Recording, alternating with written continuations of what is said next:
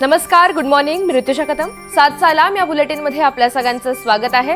राज्यासह देश विदेशातील घडामोडींचा वेगवान स्वरूपात आढावा घेणार आहोत आणि काही महत्त्वाचे अपडेट सविस्तर पाहणार आहोत. मात्र त्यापूर्वी एक नजर हेडलाईन्सवर टाकूया. राज्यातील उर्वरित 23 नगरपालिका आणि नगरपंचायतींसाठी तसंच 143 सदस्य पदांसाठी आज मतदान, तर उद्या सर्व 287 नगरपालिकांचा निकाल. दोंडाईचा नगर परिषदेची निवडणूक याआधीच बिनविरोध.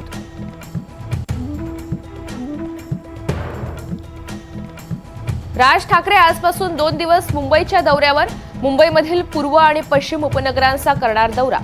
राज ठाकरे यांच्या हस्ते नव्या शाखांचं उद्घाटन होणार. कल्याण डोंबिवलीमध्ये भाजपचे स्वबळावर लढण्याचे संकेत. 15 जानेवारीला कमळाला मतदान करा, रवींद्र चव्हाण यांचं वक्तव्य.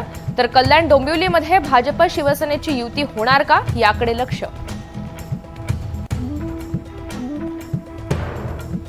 माणिकराव कोकाटे यांना 1 लाख रुपयाच्या जात मुचलक्यावर जामीन मंजूर. कोकाटे यांची अटक तुर्तास टळली. आमदारकीचा निर्णय विधानसभा अध्यक्ष घेणार.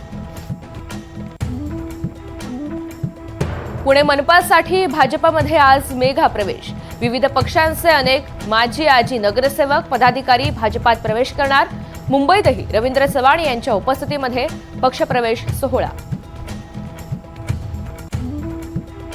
सरकारच्या तिजोरीत लोकांनी भरले 17 लाख कोटी रुपये. कॉर्पोरेट वैयक्तिक करामध्ये वाढ. सरकारला 40,195 कोटींचा महसूल.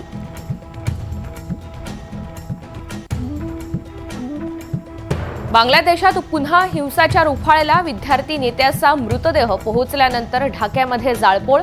मुख्य आरोपी भारतात पळून गेल्याचा दावा. सीमेवर भारतीय लष्कर अलर्टवर. अमेरिकेकडून ग्रीन कार्ड लॉटरी प्रोग्राम रद्द. 2 विद्यापीठांमध्ये झालेल्या गोळीबारानंतर निर्णय. 50,000 लोकांवर परिणाम होण्याची शक्यता.